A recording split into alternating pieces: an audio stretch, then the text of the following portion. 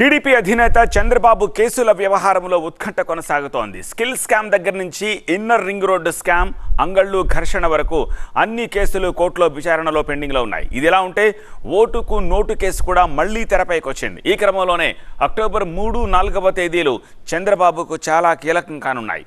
ఓవైపు చంద్రబాబు పిటిషన్లపై, మరోవైపు లోకేష్ సిఐడి విచారణపై సర్వత్రా ఉత్కంఠ నెలకొంది. చంద్రబాబు కేసుల వ్యవహారంలో కొనసాగుతున్న తీవ్ర ఉత్కంఠ. మంగళవారం సుప్రీంకోర్టులో చంద్రబాబు క్వాష్ పిటిషన్ విచారణ. మంగళవారం హైకోర్టులో ఇన్నర్ రింగ్ రోడ్ కేసులో బాబు బెయిల్ పిటిషన్ పై విచారణ. బుధవారం సుప్రీంకోర్టులో ఓటుకు నోటు కేసుపై విచారణ.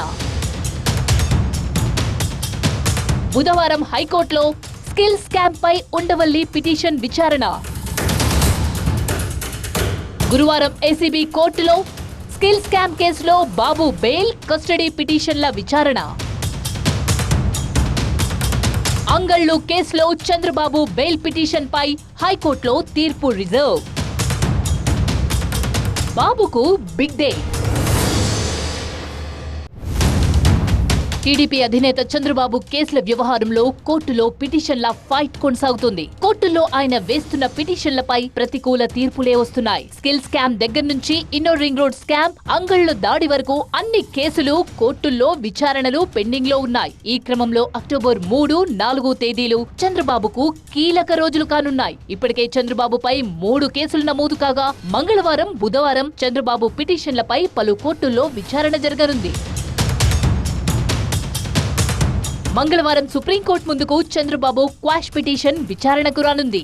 6వ నంబర్ కోర్టులో జస్టిస్ అనిరుద్ బోస్, జస్టిస్ బేలా త్రివేది ధర్మాసనం ఈ పిటిషన్ పై విచారణ చేయనుంది. తమపై నమోదు చేసిన కేసు కొట్టివేయాలని క్వాష్ పిటిషన్ దాఖలు చేశారు చంద్రబాబు.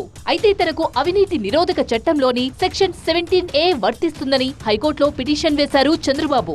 గవర్నర్ అనుమతి లేకుండా తనను అరెస్టు చేయడం అక్రమం అని పిటిషన్లో వాదన వినిపించారు చంద్రబాబు తరపు లాయర్లు. అయితే చంద్రబాబు క్వాష్ పిటిషన్ను హైకోర్టు కొట్టివేయడంతో సుప్రీంకోర్టులో సవాల్ చేశారు. దీంతో మంగళవారం చంద్రబాబు క్వాష్ పిటిషన్ పై సుప్రీంలో విచారణ జరగనుంది. అటు ఇన్నర్ రింగ్ రోడ్ కేసులో చంద్రబాబు బెయిల్ పిటిషన్ పై మంగళవారం ఏపీ హైకోర్టులో విచారణ జరగనుంది. రాజధాని నగరానికి సంబంధించిన బృహత్ ప్రణాళిక డిజైనింగ్, ఇన్నర్ రింగ్ రోడ్, దాన్ని అనుసంధానించే రహదారుల అలైన్మెంట్ లో అక్రమాలు చోటు చేసుకున్నాయని YCP MLA Alla Ramakrishna Reddy 2022 April 27న ఇచ్చిన ఫిర్యాదు ఆధారంగా అదే ఏడాది మే 9న సిఐడి పలువురిపై కేసు నమోదు చేసింది. చంద్రబాబును మొదటి నిందితుడిగా పేర్కొంది. ఈ కేసులో తనకు బెయిల్ మంజూరు చేయాలని చంద్రబాబు హైకోర్టులో పిటిషన్ వేశారు. ముందస్తు బెయిల్ పిటిషన్ పై తదుపరి విచారణను అక్టోబర్ 3కు వాయిదా వేసింది హైకోర్టు. దీంతో మంగళవారం హైకోర్టులో ఇన్నర్ రింగ్ రోడ్ కేసుపై విచారణ జరగనుంది. ఏపీ, తెలంగాణలో సంచలనం సృష్టించిన ఓటుకు నోటు కేసు మరోసారి తెరపైకి వచ్చింది. 2017లో వైసీపీ ఎమ్మెల్యే ఆళ్ల రామకృష్ణారెడ్డి ఓటుకు నోటు కేసుపై దాఖలు చేసిన పిటిషన్ సుప్రీంకోర్టులో విచారణ జరగనుంది. ఓటుకు కోట్లు కేసులో చంద్రబాబు పాత్రపై సిబిఐ దర్యాప్తు జరిపించాలని ఎమ్మెల్యే ఆర్కే పిటిషన్ వేశారు. జస్టిస్ సుందరేష్, జస్టిస్ సంజయ్ కుమార్ల ధర్మాసనం ఈ కేసును విచారణ చేయనుంది. మరోవైపు స్కిల్ స్కామ్ కేసును సిబిఐకి ఇవ్వాలంటూ హైకోర్టులో మాజీ మంత్రి ఉండవల్లి అరుణ్ కుమార్ పిటిషన్ వేశారు. బుధవారం ఉండవల్లి పిటిషన్ కూడా విచారణకు రానుంది.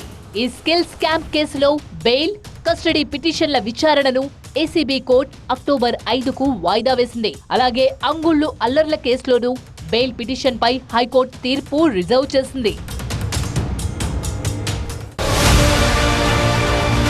అటు నారా లోకేష్ పై inner ring road, fibre grid, skill scam కేసులు నమోదయ్యాయి. ఇన్నర్ రింగ్ రోడ్ కేసులో లోకేష్ కు ఢిల్లీలో సిఐడి నోటీసులిచ్చింది. 4న విజయవాడ రావాలని సూచించింది. నోటీసులు తీసుకున్న లోకేష్ విచారణకు వస్తానని రిప్లై ఇచ్చారు. అయితే స్కిల్ స్కామ్ కేసులో లోకేష్ ను అక్టోబర్ 4 వరకు అరెస్టు చేయొద్దంటూ హైకోర్టు ఆదేశాలు జారీ చేసింది.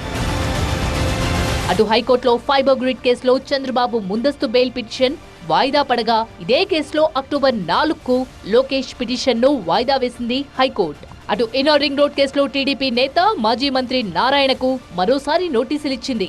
ఇన్నర్ రింగ్ రోడ్ స్కామ్ కేసులో A2గా ఉన్న నారాయణ బెయిల్ పై ఉన్నారు. దీంతో మరోసారి నోటీసులు ఇచ్చింది ఏపీ సిఐడి. ఈ నెల 4న లోకేష్ తో పాటు విచారణకు హాజరు కావాలని నోటీసుల్లో పేర్కొంది సిఐడి.